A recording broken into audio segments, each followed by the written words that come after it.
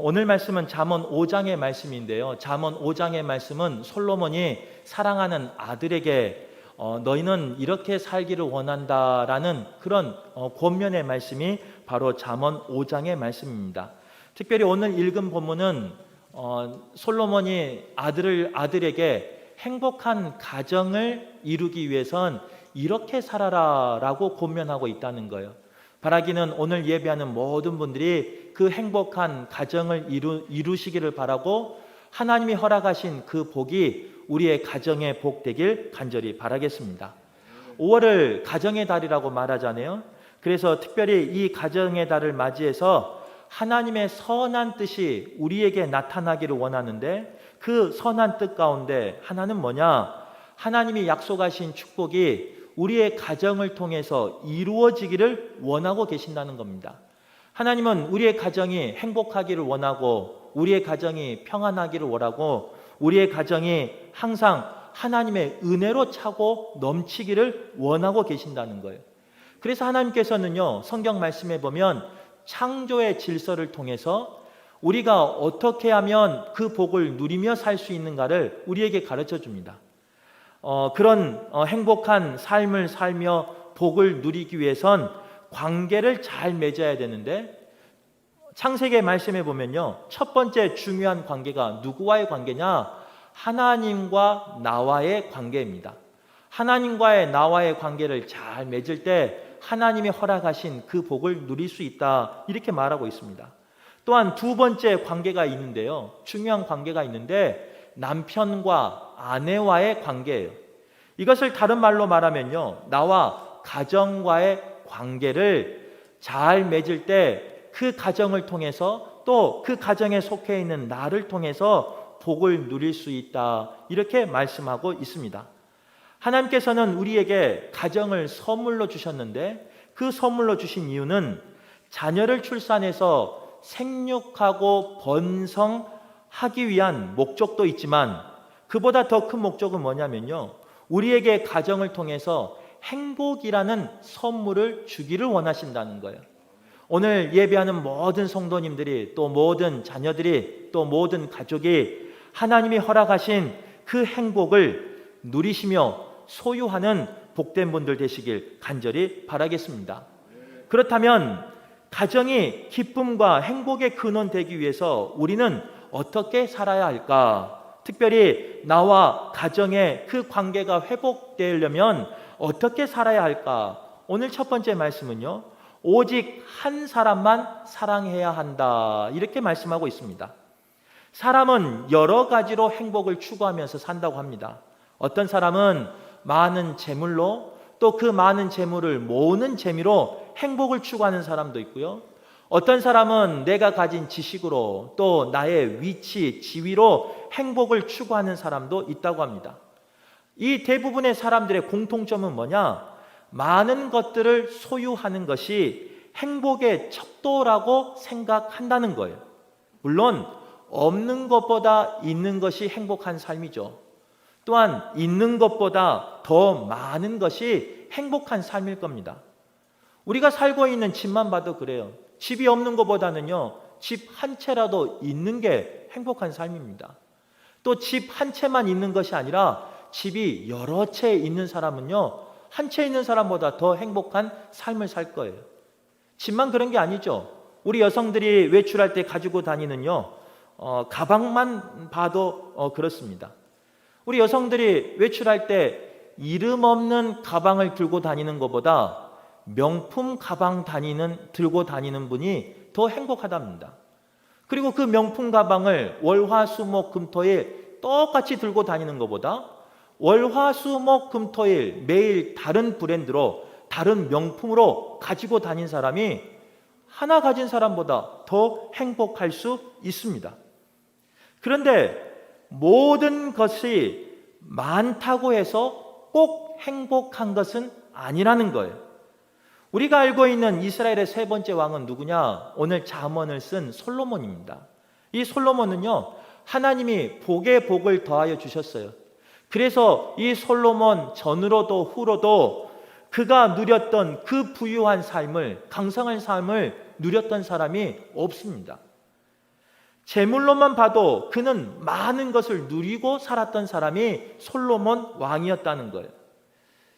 그런데 그는요, 재물만 누린 게 아니었습니다. 재물만 많았던 게 아니에요. 열왕기상 11장 3절 말씀에 보면요, 솔로몬은 많은 여인들이 있었다, 이렇게 기록하고 있어요. 한번 물어볼까요? 솔로몬에게 몇 명의 아내가 있었을까요? 아내만 있었던 거 아니에요. 솔로몬에게 몇 명의 첩이 있었을까요? 이게 뭐 성경 퀴즈 시간은 아니니까요. 그러면 우리 성도님들은 몇 명의 아내가 있고 몇 명의 첩이 있으면 행복하겠습니까? 이 말하기가 좀 곤란하죠. 옆에 아내가 보고 있으니까. 우리 아내도 마찬가지예요. 몇 명의 남편이 있고 몇 명의 일꾼이 있으면 우리 아내들은 행복하겠습니까? 서로 곤란한 질문에서 죄송한데, 열왕기상 11장 3절의 말씀에 보면요, 솔로몬의 아내가 무려 700명이었습니다. 별로 놀라지도 않아요. 그 정도는 우리도 건드리고 사니까요. 첩이 300명이었습니다. 무려 솔로몬의 주위에는요, 1000명의 여인들이 솔로몬과 관계하면서 살았다는 거예요. 그럼 여기서 질문 하나 해볼게요. 정말로 그렇게 많은 여인들이 솔로몬에게 있었는데요, 많은 아내가, 많은 첩이 있었던 솔로몬은 행복했을까? 그렇지 않다는 거예요. 아마 그 아내들 이름하고요, 장인, 장모님들 이름만 외우기만 해도요, 아마 솔로몬은 복잡했을 거예요. 그 아내 얼굴도 몰랐을 거예요. 옷을 입은 거 보면서 저 사람이 나 아내였구나, 이 정도였을 겁니다. 많은 것을 가졌지만, 많은 것을 소유했지만, 또 많은 여인을 거느렸지만 솔로몬은 행복한 삶이 아니었다는 거예요. 그 솔로몬이 오늘 잠언 5장 말씀에 보면요, 사랑하는 아들에게 이렇게 권면합니다. 음녀의 유혹에 빠져 방탕한 삶을 살지 말 것을 사랑하는 아들에게 경계하고 있다는 거예요. 권면하고 있다는 거예요. 더 나아가 행복한 가정을 이루기 위해서 사랑하는 아들, 너는 오직 한 사람만 사랑했으면 좋겠다라고 말씀으로, 지혜로 아들에게 권면하고 있다는 겁니다. 오늘 15절 말씀을 제가 다시 한번 읽어드릴게요. 너는 내 우물에서 물을 마시며 내 샘에서 흐르는 물을 마시라, 이렇게 기록하고 있어요. 여기서 우물과 샘은 아내를 표현하는 은유적인 표현입니다. 또 물을 마신다는 것은요, 만족을, 행복을 표현하는 은유적인 표현이라는 거예요. 그래서 오늘 읽은 15절 말씀을 우리가 해석하기에 조금 이해 쉽게 해석하면요, 풀이해 보면 이렇다는 거예요. 너는 허락한 아내로 만족을 누리고 행복을 추구해라. 다른 여자로 만족하지 말고, 다른 아내로 만족을 누리려고 하지 말고, 하나님이 허락한 그 아내를 통하여 너는 만족을 누리고 행복을 누리라, 이렇게 권면하고 있다는 겁니다. 이것은 1차적으로요, 아들인 이 솔로몬의 아들에게, 또 남편인 우리에게 말씀하고 있지만, 2차적으로는 하나님의 자녀인 아내에게도 동일하게 주는 말씀이에요. 여자를 사랑하되 오직 내 아내만 사랑하라 라는 말씀이고요, 남자를 사랑하되 오직 내 남편만 사랑하라는 그런 말씀이라는 거예요. 곁눈질 하지 않는 사람, 오직 한 사람만을 바라보는 사랑이 우리의 가정에 행복을 갖다 준다는 거예요. 아무리 많은 여인이 있어도, 아무리 많은 아내와 첩이 있어도 한 사람이 주는, 한 아내가 주는, 한 남편이 주는 그 행복을 다 채울 수 없다는 거예요. 그러기에 솔로몬이 그런 많은 여인을 거느리고 살았지만 내 아들이 복을 받기를 원하는 마음으로 그렇게 권면하고 있다는 거예요. 아들아, 내가 살아봤는데 다 헛것이더라. 많으면 행복할 줄 알았는데 다 헛것이더라. 헛되더라. 한 여인을 사랑하되 하나님이 너에게 베풀어 주신 그 아내만을 사랑하며 살아라. 그것이 행복한 가정의 비결이다. 이렇게 말씀하고 있다는 거예요. 그럼에도 불구하고요, 많은 사람들은요, 행복하기를 원하면서도 한 남자, 한 여자만을 사랑하지 못하고 이곳저곳을 기웃거릴 때가 있습니다. 분명히 성경은 한 여자를 사랑하는 것이, 한 남자만을 사랑하는 것이 행복의 길이라고 말하고 있지만, 그것을 우리가 들어서 알고 있지만, 또 그것을 우리가 삶 속에서 경험해서 알고 있지만, 우리는요, 때로는 한 남자로 만족하지 못할 때가 있고요, 한 여자로 만족하지 못할 때가 있다는 거예요. 금요 기도 시간에 잠깐 말씀을 나누었는데요, 이런 사랑은요, 가정에만 국한된 게 아닙니다. 교회 안에서도 영적으로 똑같은 이치에 있다는 거예요. 저는 우리 금호교회 목사로 부름받았습니다. 더 나아가 금호교회 담임 목사로요, 위임받은 사람입니다. 위임받을 때 꼭 들어간 순서가 있는데, 그 순서 중에 하나는 뭐냐면요, 서약하는 순서예요. 목사가 성도 앞에, 하나님 앞에 서약합니다. 이렇게 살겠습니다. 이렇게 목양하겠습니다. 이렇게 순종하며 살겠습니다. 라고 성도들 앞에, 하나님 앞에 서약합니다. 목사만 서약한 게 아니에요. 성도들도 목사 앞에, 하나님 앞에 서약하는 시간이 있어요.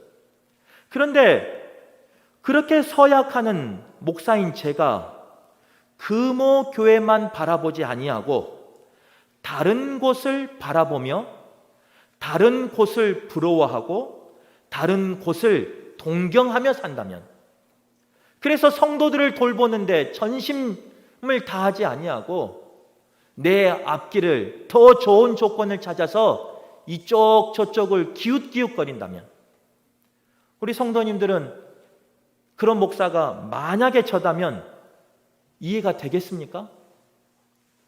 용서가 되겠습니까?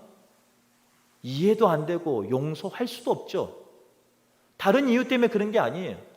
하나님 앞에서, 성도 앞에서 금호교회 성도만을 위하여, 하나님의 사역만을 위하여 열심을 다한다고 서약했는데도 불구하고, 오로지 한 교회만 섬기기로 이 교회와 결혼하는 마음으로 살겠다고 소원하였는데도 불구하고, 서약했는데도 불구하고 그 서약을, 그 언약을 어겨버린다면요, 아마 함께 언약한, 함께 서약한 우리 성도들은요, 마음이 아플 거예요. 마음이 아프다 못해 이제는 그 미움이 용서하지 못하는 미움으로 커져 버릴 수밖에 없다는 거예요. 그런데 중요한 것은요, 동일하게 우리의 가족 관계도 마찬가지라는 거예요. 우리가 결혼할 때 다들 뭐 하세요? 목사 위임식 할 때만 서약하는 거 아니에요. 요즘은 주례 없는 결혼식이 많다 보니까요, 가끔 그 순서도 넘어가 버릴 때가 있는데, 대부분의 결혼식은요, 서약의 순서가 있습니다. 그리고 그 서약은 남편이 아내에게, 또 아내 될 사람이 남편 될 사람에게 서약을 합니다. 우리 성도님들도 아마 결혼식 할 때 다 서약했을 거예요. 뭐라고 서약하셨어요? 오래된 일이라 기억도 안 나죠. 어제 뭘 먹었는지, 누구를 만난지도 기억이 안 나는데 몇십 년 전에 그 결혼식 서약을 어떻게 기억하겠습니까? 그런데 하나는 알아요. 뭐냐? 옆에 있는 내 아내를, 옆에 있는 내 남편을 무슨 일이 있어도 끝까지 사랑한다는 거예요. 그리고 다른 여자가 많이 있어도, 다른 남자가 이 세상에 많이 있어도 나는 내 아내만 사랑하겠다, 나는 내 남편만 사랑하겠다, 이 마음 변치 않겠다. 우리가 다 서약한 분들 아니겠습니까? 그런데 우리는요, 그 서약을 지키는 것이 행복한 가정이 되는 첫걸음이라는 것을 알면서도, 첫 단추라는 것을 알면서도요, 때로는 그 아내가 아닌, 그 남편이 아닌 다른 여인들에게 눈길이 갈 때가 있습니다. 다른 남성들에게 눈길이 갈 때가 있다는 거예요. 바라기는 오늘 말씀처럼요, 행복한 가정을 이루기 위해서는 우리가 어떻게 살아야 되느냐? 오직 한 사람만 사랑할 수 있기를 바랍니다. 오직 하나님이 허락하신 그 아내만, 그 남편만 사랑할 수 있기를 간절히 바라겠습니다. 우리가 갖는 여러 가지 오해 중에 하나는 뭐냐면요, 가정이 혈연 관계라고 생각하는 분들이 많다는 거예요. 오해하신 분들이 많아요. 물론 틀린 말은 아니에요. 가정의 구성원이 혈연 관계예요. 피로 맺어진 관계예요. 그러나 그 가정의 근본이 되는 관계는 혈연 관계가 아닙니다. 남자와 여자가 만나서 무엇을 하느냐? 서약을 한다는 거예요. 언약을 한다는 거예요. 그래서 가정의 가장 기본적인 관계는 혈연 관계가 아닌 언약 관계라는 거예요. 언약, 서약이라는 것은요, 지켰을 때 그 속에서 누릴 수 있는 복이 있는 거예요. 만약 그 언약을, 그 서약을 지키지 못하면 거기서 허락한 복을 누리지 못한다는 것. 남편이 아내를 향한 그 언약을, 아내가 남편을 향한 그 언약을 지키지 못하면요, 가정은 그 언약 관계가 깨져버리고 혈연 관계도 다 깨어져 버리고 만다는 거예요. 바라기는 오늘 이 말씀을 듣고요, 내가 사랑했던 그 아내와 사랑했던 그 남편과 무엇을 서약하며 무엇을 언약했는지 다시 한번 되새기는 우리 모두가 되길 바랍니다. 되새긴 데서 끝나면 안 돼요. 그 서약을, 그 언약을 지금까지는 여러 가지 유혹과 여러 가지 상황 때문에 지키지 못했을지라도 이제는 말씀을 들었으니까요, 지킬 수 있는 우리 모두가 되길 간절히 바라요.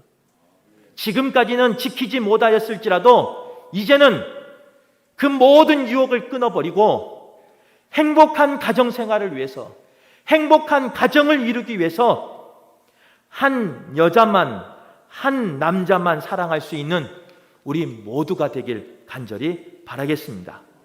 두 번째로요, 행복한 가정을 이루기 위해서는 어떻게 해야 되느냐? 인내함으로 변함없이 사랑해야 한다. 성경은 말하고 있다는 거예요. 이 세상 모든 사람들은요, 모든 사람과 모든 일은 변해갑니다. 심지어 사랑도 움직이고요, 사랑도 변한다는 분들이 있어요. 그러나 성경 말씀은 변함없이 사랑하라고 말씀하고 있다는 거예요.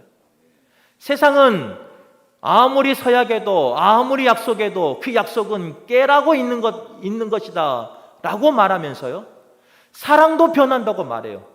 그러나 성경 말씀은 그렇지 않다는 거예요. 행복한 가정을 이루기 위해선 변함없이 끝까지 사랑하라, 이렇게 말씀하고 있다는 거예요. 오늘 18절 말씀을 제가 한번 읽어드릴게요. 읽었던 말씀이에요. 내가 젊어서 취한 아내를 즐거워하라. 젊어서 맺은 부부의 사랑을 끝까지 유지해라 라는 말씀이에요. 오늘 본문에서 젊어서라는 뜻은요, 늙어서도 또는 평생토록이라는 역설적인 의미가 담겨 있습니다. 또한 젊어서라는 의미는요, 오래도록 변치 말라라는 그 뜻이 동시에 의미하고 있는 단어가 바로 젊어서라는 단어예요. 살다 보면요, 변할 때가 있습니다. 생물학적으로 변하기도 하고 그 마음이 변하기도 하고 여러 가지 환경 때문에, 상황 때문에 변하기도 합니다. 어떤 사람은 그 변하는 것이요, 그 배우자 탓이래요. 원래 나는 착했는데 아내를 잘못 만나서 내가 변했다는 거예요. 또 반대로 어떤 아내는요, 나는 진짜 천사였는데 왼수 같은 남편 만나가지고 이렇게 돼버렸다는 거예요. 물론 그럴 수도 있죠. 하지만 중요한 것은요, 천사 같은 사람도 변하고 예쁜 사람도 변하고 아름다운 사람도 변한다는 거예요. 우리 혹시 가족이 같이 앉아 있다면요, 아내와 남편이 같이 앉아 있다면 한번 옆을 봐보세요. 먼저 남편이 우리 아내를 한번 봐보세요. 얼굴을. 그리고 말하시면 안 돼요. 잘못 말하면 큰일 납니다, 오늘. 우리 아내를 보고요, 얼굴 한번 봐보세요. 젊었을 때 그 곱디 고운 그 피부가 지금도 어린아이처럼 곱디 고운 피부를 그대로 가지고 있는가요? 봐보세요. 대답 못 하잖아요. 아니에요. 나이가 들면서요, 그 곱디 고운 그 피부는요, 화장기 없어도 그렇게 청순하고 예뻤던 그 피부는요, 이제는 화장을 하고 때로는 변장을 해야 할 정도로요, 변해버리고 말았다는 거예요. 여성만 변한 게 아닙니다. 우리 남성들 변해버렸어요. 한번 옆에 남편들 봐보세요. 젊었을 때 얼마나 우리 남편이 멋있었습니까? 그리고 젊었을 때 우리 남편이 얼마나 능력 있는 사람이었습니까? 아마 우리 남편은요, 결혼할 때 보면 슈퍼맨 같았을 거예요. 그래서 내가 저 하늘에 있는 별이라도 따주기를 원하면요, 금세라도 따줄 수 있는 그런 능력 있는 남편이 젊었을 때 남편 아니에요? 그런데 옆에 한번 봐보세요, 지금. 그런 능력 있는 남편은, 멋있는 남편은 어디 가버리고요, 그냥 남편만 앉아 있어요. 우리의 바램과 다르게 남편은 변한다는 거예요. 그 변화 때문에 젊었을 때는 즐거워했는데 지금은 즐거움이 없을 때가 있다는 거예요. 그런 우리에게 오늘 성경은 뭐라고 말하느냐? 지금이 즐거움이 사라졌을지라도 그래서는 안 된다는 거예요. 내가 젊어서 취한 아내를, 내가 젊어서 취한 남편을 지금도 변했지만 변함없이 즐거워하라. 이게 행복한 가정의 비결이라는 거예요. 그리고 오늘 본문 19절 하반절에 보면요, 이렇게 기록하고 있습니다. 너는 그의 품을 항상 족하게 여기며 그의 사랑을 항상 연모하라. 오늘 이 말씀에 반복되는 단어가 항상이라는 단어가 나오는데요, 이 원어는요, 타미드라는 단어를 쓰고 있답니다. 이 타미드는요, 어떤 순간, 어떤 상황에도 포함되는 모든 상황을 말하는 거예요. 살다 보면 서로 의견이 부딪힐 때가 있을 겁니다. 또 살다 보면요, 언성이 높아질 때도 있고요, 감정이 이성을 앞지를 때도 있습니다. 그래서 감정이 표출될 때도 있어요. 장점보다는 약점이 더 눈에 들어올 때도 있습니다. 하지만 오늘 본문의 타미드, 이 항상이란 단어는요, 그렇게 부딪힐 때도, 그렇게 언성이 높아질 때도, 그렇게 감정적인 표현이 나올 때도, 때로는 나쁜 점이 보일 때도 항상 즐거워하라는 거예요. 항상 젊었을 때처럼 만족하라는 거예요. 항상 젊었을 때처럼 사랑하고 간절히 그리워하라는 거예요. 오늘 예배하는 모든 분들이 그 젊었을 때 그 사랑을 회복할 수 있기를 간절히 바랍니다. 젊었을 때 우리 남편들이 좀 박력이 있었으면요, 박력 있는 분들은요, 그 좀 나쁜 오빠들 있잖아요. 그런 분들이, 여성들이 얼마나 좋아했어요. 근데 막상 결혼해 보니까 그 나쁜 오빠가 나한테도 나쁘단 말이에요. 그러다 보니까 얼마나 속상해요. 지금의 그 속상함을 가지고 있는 것이 아니에요. 오늘 이 말씀은요, 젊었을 때 그 나쁜 오빠를 그대로 좋아하라는 거예요. 솔직히 우리 남편들, 저도 남자지만 우리가 변했습니까? 아니에요. 젊었을 때도 그랬어요. 물론 결혼하려고 조금 속인 건 있죠. 성격도 속이고 아내한테 좀 숨긴 것도 있죠. 하지만 우리는 원래 그랬어요. 변한 건 누가 변했냐? 아내의 눈이 변한 거예요. 원래 우리는 나쁜 오빠였어요. 티격태격하고 불쑥불쑥하고. 근데 아내의 눈이 이제 콩깍지가 벗겨지다 보니까요, 그때는 좋다 그러더니 지금은 그 성격이 싫대요. 솔직히 말하면 우리 남편만 그런 게 아니잖아요. 우리 여성도 마찬가지. 여성들 보면요, 그때는 화장 안 해도 그렇게 예뻤어요. 근데 지금은 안 그래요. 아내가 저기 있어서 더 말하고 싶은데 저도 집에 가서 좀 밥을 먹어야 되는 상황이라 더는 말 못하겠고, 아무튼 그런 상황이에요. 그런 상황이지만 오늘 성경은 뭐라고 말하느냐? 그 사람이 변해도, 그 사람이 젊었을 때와 달라졌어도, 본질이 바뀌었어도 항상 사랑하고, 항상 만족하고, 항상 즐거워하고, 항상 그리워하라, 이렇게 말하고 있다는 거예요. 바라기는 그 사랑과 그 그리움과 그 즐거움이 젊었을 때처럼 회복되기를 간절히 바랍니다. 그래서 우리 가정이 행복으로 가득하길 바라겠습니다. 세 번째로, 행복한 가정을 이루기 위해서는요, 진심으로 사랑해야 된다는 거예요. 사랑하는 척 하지 말고 마음을 담아, 영혼을 담아 진심으로 사랑할 때 진정한 행복이 우리에게 임한다는 거예요. 오늘 본문 19절의 말씀을 제가 읽어드릴게요. 그는 사랑스러운 암사슴 같고 아름다운 암노루 같으니. 남편이 아내를 바라볼 때 그렇게 바라보라는 거예요. 사랑스러운 암사슴처럼 그렇게 사랑스럽게 바라보라는 거예요. 아름다운 암노루를 바라보는 것처럼 우리 남편들이 아내를 그렇게 바라보라는 거예요. 그런데 물론 우리 성도님들이 참 성경적이어서요, 아내를 암사슴처럼, 암노루처럼 바라보긴 바라봅니다. 그런데 수식어가 틀려요. 사랑하는 암사슴, 아름다운 암노루처럼 바라보는 게 아니고요, 우리 아내를 바라볼 때 우리 남편들이 먹음직한 암사슴, 먹음직한 암노루로 바라보는 사람이 있어요. 성경은 그렇게 말하고 있지 않습니다. 성경은 뭐라고 말하고 있느냐?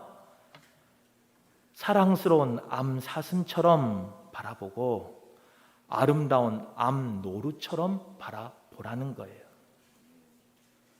아내를 바라볼 때, 남편을 바라볼 때요, 그런 사랑스러운 눈으로, 아름다운 눈으로 바라보라는 거예요. 서로를 향해서 바라볼 때 이런 마음을 품으라는 거예요. 사람의 마음은 눈에 보이지 않습니다. 하지만 티가 나기 마련입니다. 우리 옆에 혹시 가족이 있거나 아니면 우리 교우 좀 친한 분들이 있으면요, 1초만 그분의 눈을 한번 딱 봐보세요. 서로 한번 봐보세요. 아버지하고 딸도 보기도 하고 이렇게 하시는데 진짜로 사랑하는 것 같습니까? 우리 장로님이 대답을 크게 해주셨는데 아마 우리 장로님은 오늘 점심이 맛있는 점심이 기다리고 있을 것 같습니다. 사람은 알아요. 내가 사랑스럽게 바라본다고 하지만 그 눈빛에는요, 내 마음이 담겨 있어요. 그러기에 알아요. 그러기에 그 마음이 드러나는 거예요. 바라기는 내가 누군가를 바라볼 때, 특별히 하나님이 허락하신 내 아내를 바라볼 때, 내 남편을 바라볼 때 그런 사랑하는 마음을 담아, 영혼을 담아, 진심을 담아 바라볼 수 있는 우리 모두가 되길 간절히 바라겠습니다. 그래서 오늘 말씀에 기록된 것처럼요, 행복한 가정을 이루어서 그 행복한 가정을 통하여 우리 모두가 살아날 수 있기를, 회복되기를 간절히 바라고, 더 나아가 우리 부부가 행복하여서요, 우리의 자녀들이 닮고 싶은 부모 될 수 있기를 바라요. 또한 닮고 싶은 가정 될 수 있기를 간절히 바라요. 그래서 우리 자녀들이, 우리 후손들이 우리 부부가 행복한 것처럼 그 행복을 이어받아 가정 가운데, 가문 가운데 행복한 삶으로 가득하길 간절히 바라겠습니다.